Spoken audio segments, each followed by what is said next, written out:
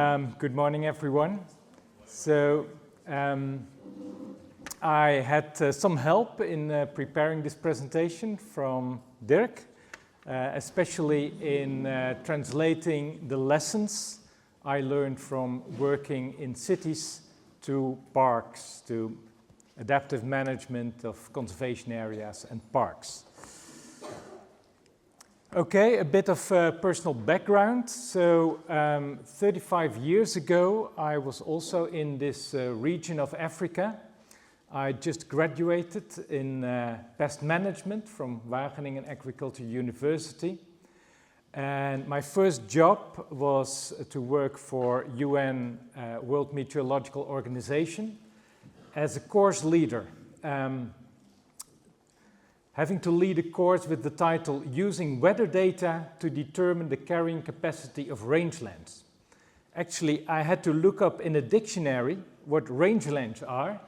I had no clue. So then it became clear it was quite a challenge for me, having worked with crops and herbivore pests, to translate that knowledge to productivity of rangelands and large herbivore mammals. Anyway, so I think I managed. I gave that course for a month in Gaborone and also a month in Mazero in Lesotho. So today I face, 35 years later, another challenge of translating the knowledge and the experiences I had in working on sustainability in cities as large socio-ecological systems to parks as very different types of socio-ecological systems. And well, on the first day of that course in Gaborone, I noticed quite some khaki uniforms in the audience.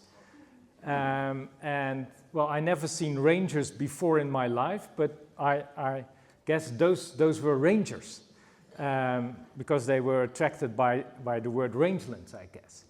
After the coffee break, all the khaki uniforms were gone. So I hope today I do a little bit better. Okay, so cities. In Europe, we have the European Green Deal since a couple of years, which has quite a number of very ambitious sustainability goals. And for example, that includes that by 2050, we want our cities to be climate neutral, climate resilient, fully circular, healthy and biodiverse. So that's quite an ambition. So a lot of research at the moment in Europe is focusing on urban sustainability transitions and how to make these happen. So the European Green Deal actually is a big umbrella for a large number of policies, sustainability policies dealing with mobility, dealing with energy, dealing with pollution, dealing with biodiversity, etc. And to achieve these goals, cities have to find out how to do this, because these policies describe the desired situation that we want to arrive at by 2050. But how to do it, that's not described in the policies. So cities have to find that out. And that's why urban experimentation has become quite popular in European cities. So what are urban experiments? Urban experiments are purposeful interventions in the cities with the aim to innovate, gain experience and learn. Particularly learn and discover what works, when, how, and for whom in urban sustainability transitions. So these are sort of interventions done real life in cities. They are typically multi-actor, they are solution-oriented, and they involve real-life testing of sustainable innovations. And the organizational setting is often that of what is called an urban lab or an urban living lab, sort of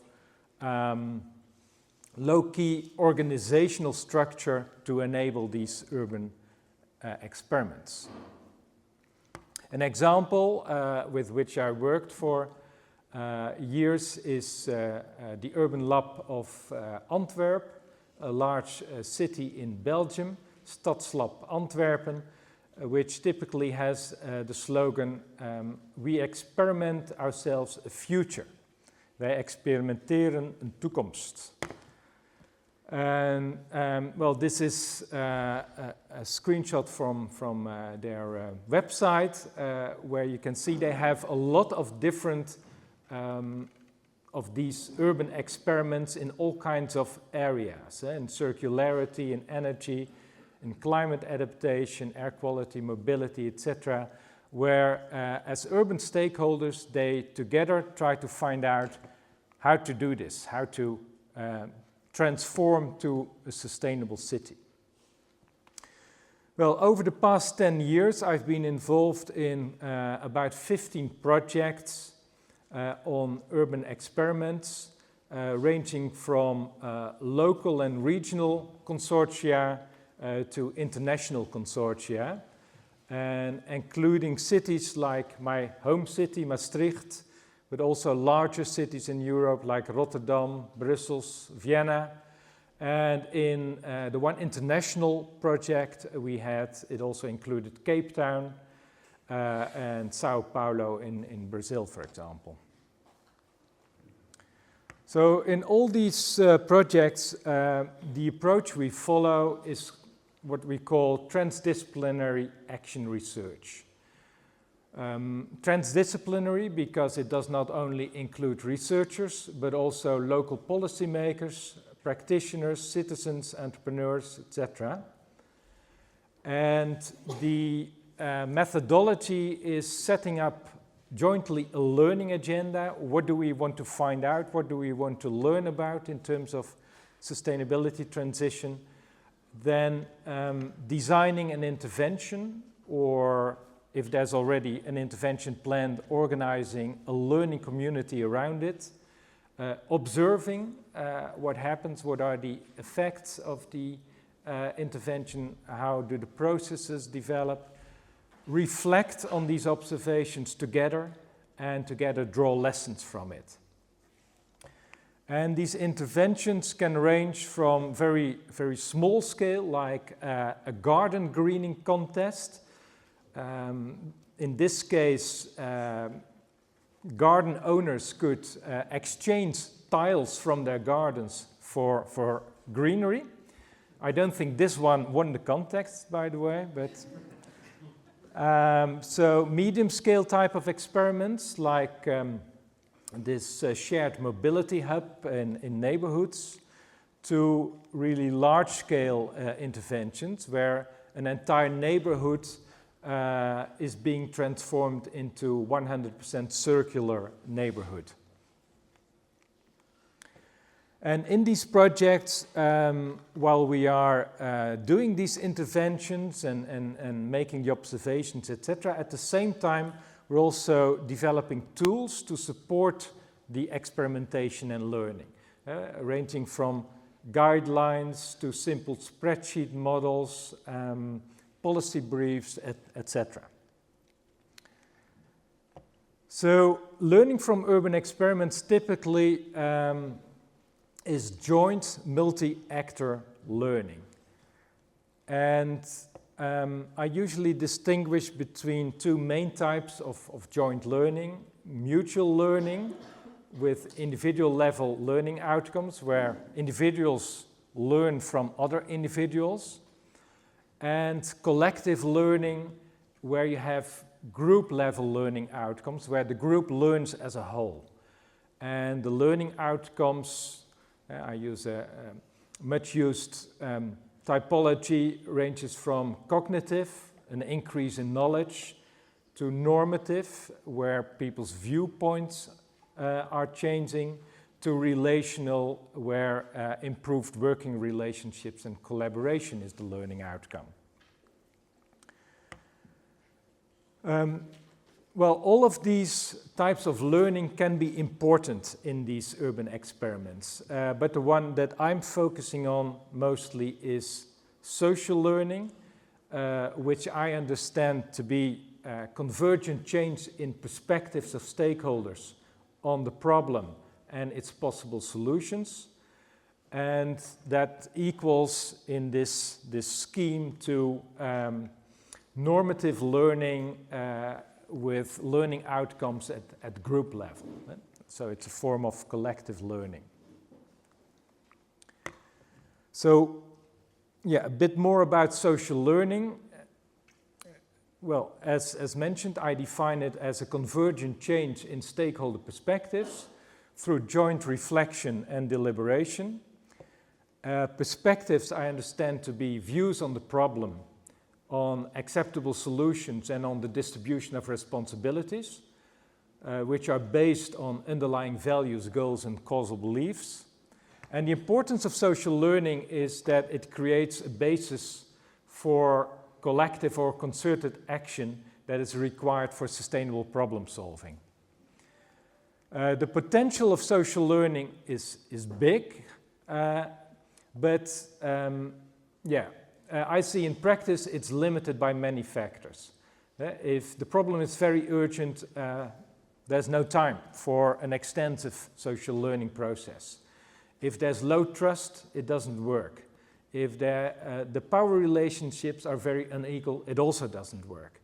If the interests are conflicting at the fundamental level, it also wouldn't work. So the potential is great, but it also doesn't work always. Okay, so back to the title of my presentation, Learning from Urban Experiments, Learning Deep, Learning Wide, and Learning Up. What do I mean by that? Well, first of all these forms of learning, deep, wide, and up, concern multi-actor social learning. But the emphasis differs per type. For example, learning deep, the emphasis is on learning across perspectives. Learning wide, the emphasis is on learning across different contexts. And learning up, the emphasis is on learning across governance levels. And I'll come back to these different types in the course of my presentation. So first of all, learning deep. As mentioned, learning deep is about local learning of different urban stakeholders across the different perspectives they have, and arriving at a convergence in perspective that leads to local change in beliefs, in goals and values. Now, learning deep has its challenges, as I discovered in all these projects. And it's quite a long list, so I won't discuss each and every challenge in detail, but I'll come back to some of those. It starts with involving a diversity of stakeholders in the joint learning process, because these stakeholders are involved for different stakes, for different interests, and they also have different learning interests. What I see is that it's often opportunity-driven in cities. There's money, there's a project, there's a mayor in favor of something, and then an experiment is being done. And it's rarely part of a larger plan of systematically doing experiments and learning. It's also a challenge to link with policy priorities, because often people that are driving an experiment do it because they have a personal passion for it, but that not always links to the policy priorities in the city. You need room for failure, which is a difficult thing to get. So the people involved in these experiments, especially the local government officials also struggle with combining the learning and accountability. They have to report successes, they have to report numbers that are good, etc. Capturing and disseminating the lessons. So the focus is often on the doing, and then at the end, sometimes they forget, okay, what did we learn actually? And if the lessons are clear, then the wider implementations of the lessons is a problem, especially when they are involving cross-sectoral approaches. And finally, institutional anchoring of new approaches, of new ways of doing, is a big challenge. Okay, I'll revisit some of these challenges and see how we learn to address them, and based on that, what we can recommend for adaptive management of parks, to promote deep learning in management of parks. So the challenge of involving diverse stakeholders, we discovered we could effectively address by acknowledging this diversity in stakes, in interests, in learning needs, and looking for shared learning goals, but also allowing for a diversity of different learning goals depending on the group that was involved. So also allowing different learning goals for management, science and practice. Not saying, well, we all have to focus on the same thing. Also not trying to get everyone around the table every time, at each step. Being satisfied that some stakeholder groups are interested in some parts, but not so much in others. But it helps if you keep them involved in a low-key way. For example, through social media posts, to pictures, through WhatsApp group, whatever. So that people at least stay involved. Also in the periods that they're not so intensively involved in meetings, etc. Another recommendation would be to maximize face-to-face meetings like this one, where the learning can be quite intensive, to online meetings in between of different subgroups that have a shared interest. So you don't have to be in the same room all the time, and online meetings, though they have the disadvantages, also have the advantage that it allows for easy getting together of subgroups. Another challenge in learning deep is the room for failure, the room and time for learning. People often say, well, learning is very important, but we don't have the time for it. And also not even the time after doing the experiment to think, okay, what are the lessons? What did we learn? How do we capture the lessons? How do we disseminate the lessons? So what we learned that was working well, for example, in Antwerp, with Stadslab Antwerp and the municipality, where people had an obligation to report on their experiments, to combine this obligation of reporting with learning. So to use these accountability and reporting tools, also to reflect on what was done, what were the outcomes, and what was learned. And I understood from Dirk that here in Cent Parks you have this park management plan tracking tool, which can be used in a sort of box-ticking way as just a simple accountability tool. But you could also use it for more reflective discussions and capturing lessons. And there may be, well, already in the very near future, a role for AI tools there.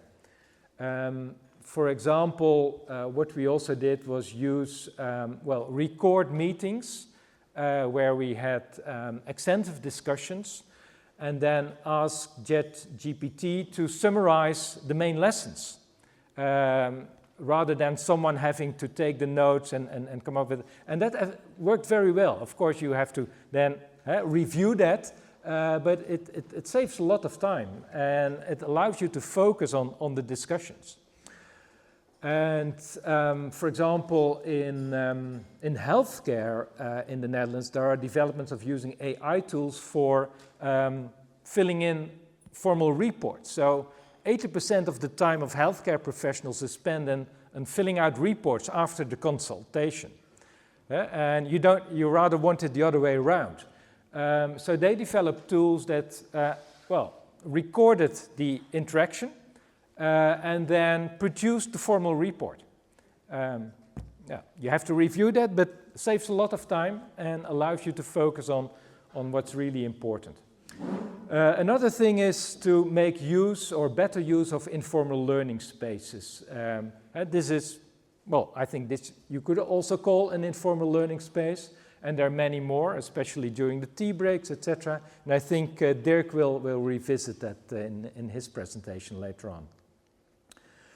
Then another challenge in learning deep is this sort of at the end of the whole process, where you want to anchor institutionally new approaches, especially cross-sectoral approaches. And that's really a big challenge we found, because that involves institutional change. And that involves bringing in new competences in an organization, building new capacities in an organization, starting a new culture of collaboration between different departments. But it is possible, but it's difficult. But if you invest in learning capacity, when you recruit new people, focus on that these are people that are keen on learning and keen on collaborating. And also in every organization there are these typical bridge builders that are very capable of creating communication and learning between different departments within an organization, different groups, also outside organizations, and support these people. These are really very important for anchoring new approaches institutionally. Okay, going to learning wide. So learning wide is learning across different contexts, and it results in wider change. Change across multiple places, multiple people, more diverse places, more diverse people. So this is something we definitely want. But also learning wide has its challenges. For example, we did a project in the Netherlands on sustainable urban mobility with the 3 large cities. And they would do an experiment in one city and discuss it together, and then plan another experiment in another city, building on these lessons, etc. So they could really learn from each other and transfer the lessons from one city to another. But this requires additional funding. You need experts and facilitators to draw these lessons and to guide the municipalities in their experiments. You need also, within municipalities, a capability to plan and experiment and implement experiments. And these are quite rare, these capabilities. So when thinking about what can we recommend based on these experiences in cities for adaptive management of parks, one recommendation would be to build on strength that you actually have as an organization, which municipalities do not have. You have a combination of management and research. You have already mechanisms in place and where you visit other parks and discuss each other's experiences. And these existing strengths could be further supported by, for example, thinking about, can we draw up as the different parks within Sand Parks, a shared learning agenda, document lessons, involve a mix of people in these discussions, managers, practitioners, scientists, etc. Okay, so finally, learning up. So learning up is about learning across governance levels, and the result can be higher level change. Change in rules, change in laws. So what we often experienced in cities when we did experiments was that sustainable innovations that came out as being useful and effective could not be implemented because the existing rules and laws do not allow it. So to address that challenge, in the Netherlands we had a program called Green Deals for Cities. I'll at the one but last slide, thank you. Green Deals for Cities, where people from national ministries were actually involved in these local experiments and finding out what are barriers at higher levels that need to be addressed to enable these sustainability transitions at the local level. So it was successful in one way, that they identified a lot of barriers at higher levels, but unsuccessful in another way, as it turned out to take a lot of time to address these higher level barriers. To change laws and regulations is a very lengthy process. We did have a more successful project where we worked on circular water systems at the local level and involved people from the national ministry right from the start. So this was a multi-year project, so also preparation for changing regulations could start early. What can we recommend on learning up, promoting learning up in sandparks? Well, it could be also try to involve people from head office that may impose rules on you, to involve them in your experiments in parks right from the start. To meet in parks, also invite them to local events. I don't know whether people from the head office are here, but that would be a wonderful example. Okay, so the conclusion. From cities to parks, I think there are multiple lessons and recommendations about promoting learning deep, wide and up that can be learned from the experiences in cities and transferred to adaptive management of parks and conservation areas.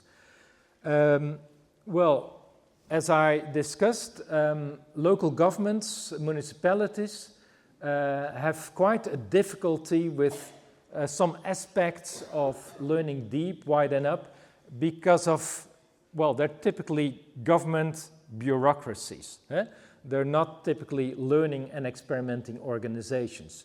Whereas sandparks does have these enabling characteristics. You have in-house scientific services. So it's management combined with science. You have this tradition in strategic adaptive management of combining experimenting and learning. And whereas politics often played a disturbing role in our urban experiments, well, at sandparks at least you don't have a very direct involvement of politics like we have in cities. So I'm quite optimistic about how well you can actually take up lessons and promote learning deep, wide and up here in sandparks. Thank you.